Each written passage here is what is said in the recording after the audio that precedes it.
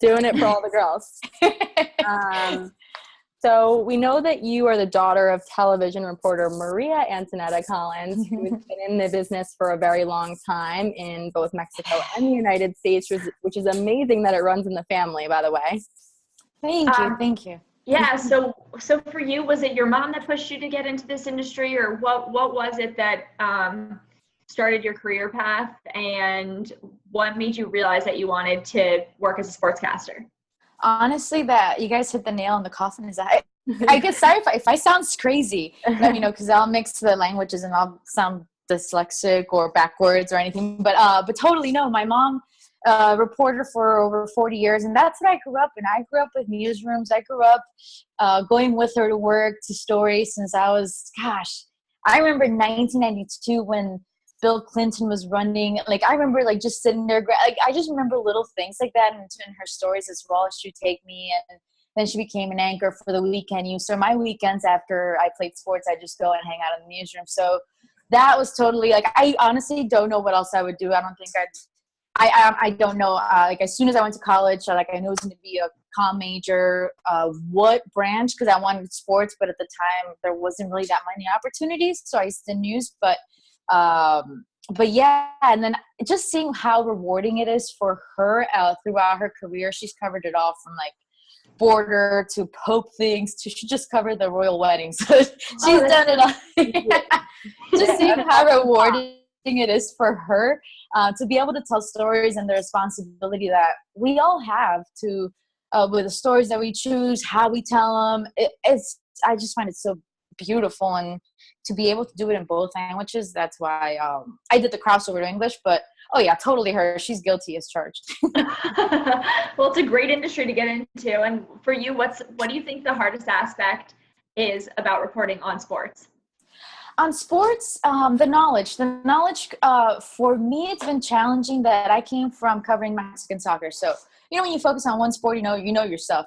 And then crossing to ESPN, to English, and to things that I really didn't cover with the demographics. So they've never heard of bracketology, college sports, you know it in Spanish, but it wasn't what the bread and butter is for ESPN. So it was being able to apply myself and learn and study the right way, prepare myself the right way to be able to talk about these sports and with confidence and knowledge. So I think that's the toughest, the confidence and the way to prepare to be ready for that. For sure. That's a great answer. I love it. Mm-hmm. And in terms of women in the industry, do you feel like women have more to prove? Do you feel like you have to work harder? And how do you overcome those challenges on a daily basis? Especially since you also hit on the fact, the knowledge of the sport and knowing the game. Like you were just saying, I completely agree. I walk into my office and you feel like you need to know a lot more to prove yourself, but especially as a woman. So just to follow up on that. Yeah, I totally agree with that. I looking back, so I did local Dallas beat 2011 with the Mavericks, Rangers, and I came from McAllen, Texas, covering news.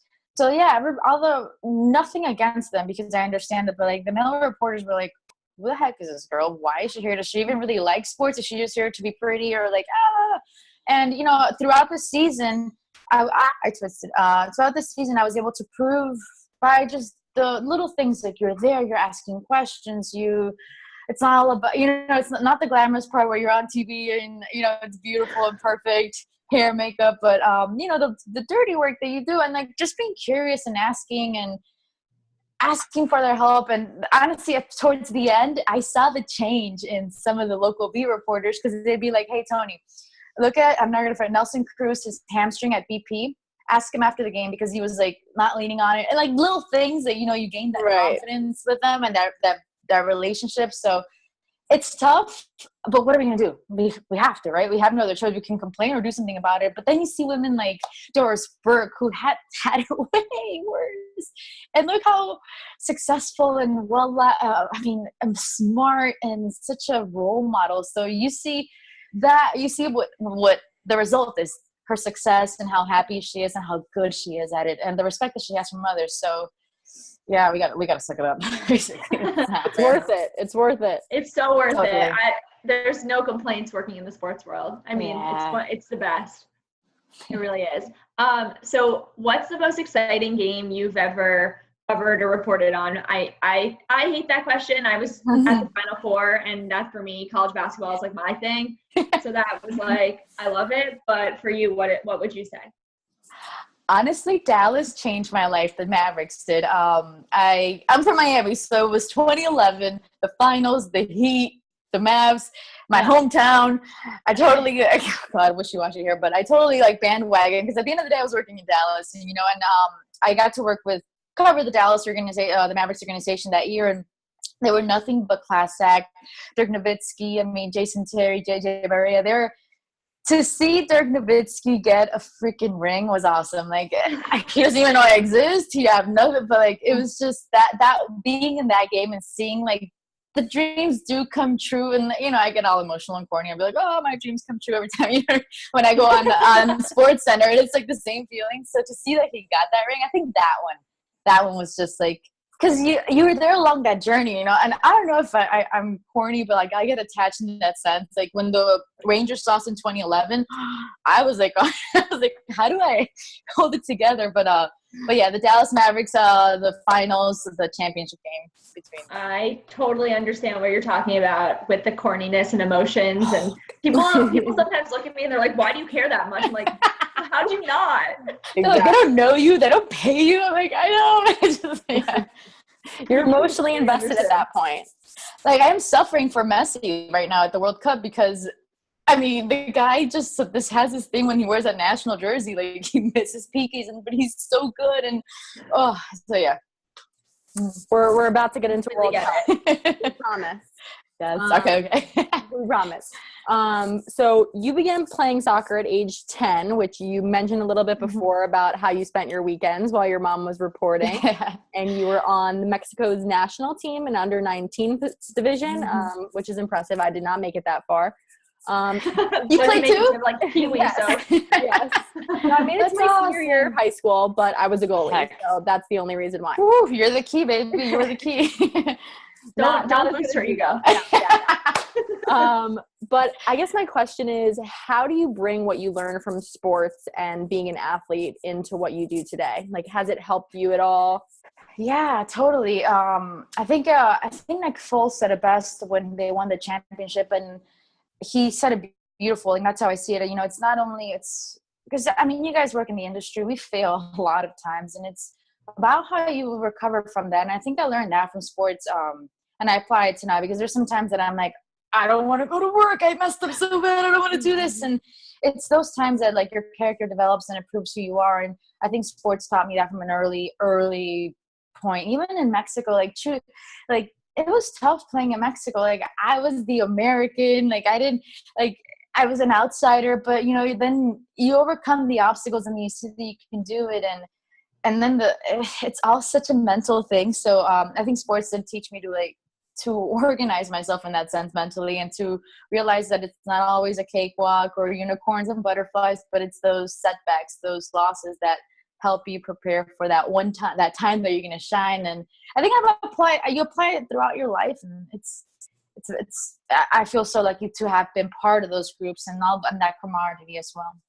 Right. I completely agree. You learn about the upsets and and how you deal with that, because you can, and devotion, passion, all like those major trigger words. Yeah, no, and how you react to it. That's the thing. It's like, because you can either be like, I'm done, this is not for me. Like I had a terrible highlight read, honest to guys. I'm dramatic as heck, but like, I really thought I'm never getting fired. Like I really was crying, and it was like, all right, get up, you stick your head held high and do it again and suck it up. And I'm fine. I've survived it.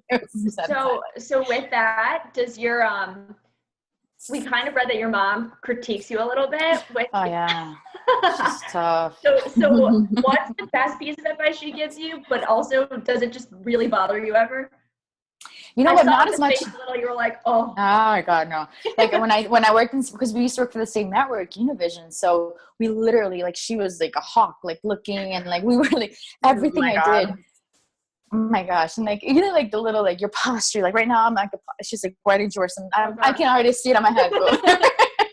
But yeah, she was very tough. She's very tough, and she still is right now. She doesn't watch as much little updates that I do or sports center when I anchor, because it's like at random times. So she's been less critical, but it's just about the little things, the mannerisms, the being real. That's been the key. Like, she's like, talk to me like you're talking to me, to your friends. Do not give me the reporter voice and be like, hey guys, and just be you, like, but have posture. Be you, but have posture. So yeah, she is very tough. She's not going to sugarcoat things. Like, she's been to the point where she's like, she's tough. Okay, she's like, you're not pleasant right now to watch. Like, you need to like step it up and da da da da. And I go home and cry and like stuff like that. But then the constructive part, she means well, and it has helped me. So. Yeah. But now she doesn't awesome to have. Yeah.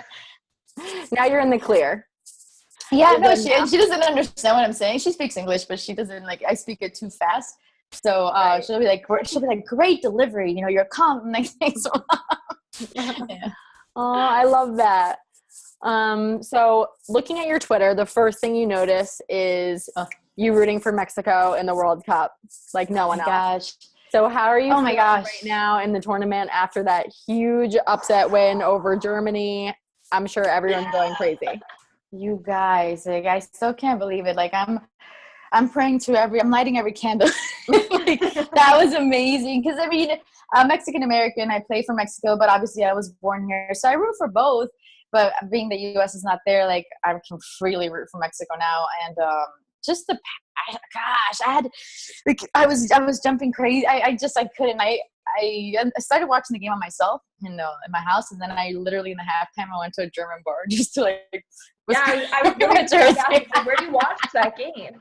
I watched half of my house, and then Petty Collins went to a German bar, and I was like, "That's amazing!" Oh my god! But then I was like. I was pooping bricks because I was like, if these guys give up, because Germany's tough. I was like, but they did it. So looking forward to see they also had a lot of time for game plan, so I want to see how they do with Korea next. So yeah. What do you think? I'm gonna stay positive and say that they'll figure it out. But Taylor Twellman was telling me they were gonna lay an egg, and I didn't understand what lay an egg meant. I don't know. So I was like, yeah. And then I told somebody, and they're like, that's actually really bad that they're gonna not win. So you'll just continue lighting your candles. Yeah. Oh my god. I'll send you guys some too. Oh my god. Yeah. We'll support we Mexico will. for We you. will. Yes. Thank you. Appreciate it. So we talked about this with Olivia Harlan a little bit, who came on our show, which was awesome. And we were just wondering, how do you deal with when people post like inappropriate or degrading things on social media? I can't imagine how hard it is, but how do you block it out and just continue to focus on your job? I'll be completely transparent. It bugs me. Like, it really, like, I'm very sensitive. So I think through the years, at first I would go home and cry, and like, I was terrified of Twitter. Like, I wouldn't. And in Univision, they really promote that we use Twitter and Facebook and all that stuff, because they have this whole, like, let's engage our audience so they can feel like family and stuff. But the things that you'd see, like, I'm like, it was tough at first. I think throughout the years, as you guys know, in the industry and stuff, you become a little bit, you have that thick wall, whatever people say, but it still gets to me. Yeah.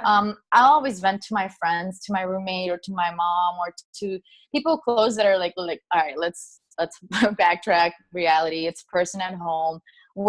See where the criticism comes from. Like, is it someone that's from work? Is it your boss? And you try to, like, understand the reality of it, that it's just some person behind a computer screen which has that power, but it still hurts. It still bothers. Like, you work your butt off and somebody tells you you're here because you did something, or because you know what I mean? So I try to ignore it. I know people will respond to it. I did it once and I was so embarrassed because I retweeted it, and it was something like, oh, Toni Collins got her job because she did with her bosses, whatever. So I retweeted it, and then I got so much support from, like, I felt so embarrassed, like, but it was still, like, my co-worker, like, NFL analysts and stuff. They're like, I'm sorry you have to put up with this, da da da. So that was nice to see. But then I'm like, I don't need to give these people credit. So try to ignore it. And just honestly, like, vent to my friends or to some people who are aware of, like, the reality, and, like, bring me back to life and be like, hey, just, like, let's be real about this. It's, you know what I mean? Yeah. So you obviously responded to our DM on Instagram. Have you ever gotten any like really weird DMs? Oh my God, yeah, so creepy. Guys can be creepy. Guys think that they know. Well, I guess I used to do this? I'm trying to think if I used to do this with my like teeny bopper like years with like Tiger Beat and like Taylor JTT or something, but I never think out of social media was in there. But yeah, like marriage proposals, but those are nice. And people are like, they think that like they own you and like they love you, and that's great. But they just get like creepier. Oh God. Some people are very blunt and say what they want to do, or so it's just but I it's funny because like I do check and see, like I know I shouldn't, and I still check those DMs and stuff just to see. I don't know, and the good things come out of it. We're happy you checked. Yeah. You guys aren't creepy enough. We hope not. We might be released creepy at all time. Join our girls podcast, please. Women in the industry. That was the nicest thing. I loved it because I remember when I used to reach out in college to like media people and stuff for like interviews, and I think they never get returned, and they always did. So it's like I always remember that actually. So I always do if it's with us and stuff like that. Yeah, no, we were so excited. It really, honestly, we've been like surprisingly pretty lucky with people responding to our DMs, but it's because you guys are like, honestly, like you guys give off that vibe. Because I looked at it, and then I looked at the Sporty and Spice page, and you guys have such a comfortable, like warm, charming vibe. Like so it's a lot about you, and you guys project as well. So well, we appreciate that. Thank you. Do it without you. So just playing a little quick game just to get to know you a little better. So LeBron or MJ? Okay. Rapid fire question. Okay. LeBron or MJ? MJ. All right. Who is the one person who you've been the most starstruck by? Lionel Messi. Like that man can't do no. I saw him like in the practice for the Classico because I got to cover it. I was like, I'm just breathing the air. He's breathing. I was like, relax. Oh my gosh. That's awesome. I love that. I'd be starstruck by him too, I think. Yeah, for sure. Oh my gosh. Is there any sport that you absolutely would be terrible at if somebody asked you to play pickup with them? Golf. Golf. It looks so hard. And that sucks because that's like a work sport. That's like a work sport, golf. So that's like when all the guys are like, I know, and everybody does it. I need to get some lessons. If everybody's watching wants to give me free lessons, and you're not creepy, DM her. DM me. I'll check it. Go-to workout. I like running, but I've gotten so slower. So I don't do CrossFit because I'm terrible at it, but I have somebody that helps me do the weightlifting moves and stuff like that. So yeah, like a mix of weights and now cardio, because as you get older, the running doesn't help. Everything just sags. So you need to put it. Good to know. Good to know. Something to look forward to. What's your biggest piece of advice for women in the industry you're trying to get involved in the industry? I think, I don't know how this is going to sound weird. In Spanish, like, never saying no to the sense of like, oh, sorry, my phone. Is my phone okay? Okay, there. Yeah. I always like when my bosses tell me like, hey, can you work this? Can you do that? I never say no because I just feel like it's an opportunity, and it's gotten me to like other opportunities as well. So like, for example, I filled in for First Take, I filled in for Sports Center, and I know it's in the holidays and it's in the, like, they just asked me, can you work 4th of July in case? I'm like, yeah. So never say no in the beginning, just because like, you don't know what opportunity can lead to another and who's watching, and your dedication to your craft can like completely go into in another direction, that one opportunity that you said yes, so never say no in that sense. I completely agree. That's a great piece of advice. Yeah. I love it. And be yourself. Oh, sure, no, it's got to be the be yourself too, because that one's hard as heck. Because I myself, I struggle.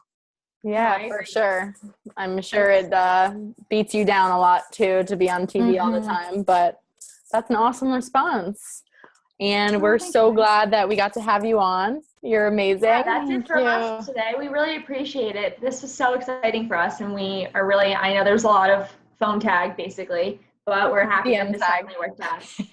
Same here, guys. And if there's ever anything that we could collaborate or like anything like that we can empower each other and help each other, by all means, count on me. Like I'm here for it. We love it. Building our Thank girl you. boss network in the sports world. Yes. Yes. We're going to have a conference soon. Okay. Yes. And anyone wants to teach us golf, they know where to be. Yes, exactly. Meet us there, please. Well, thank you.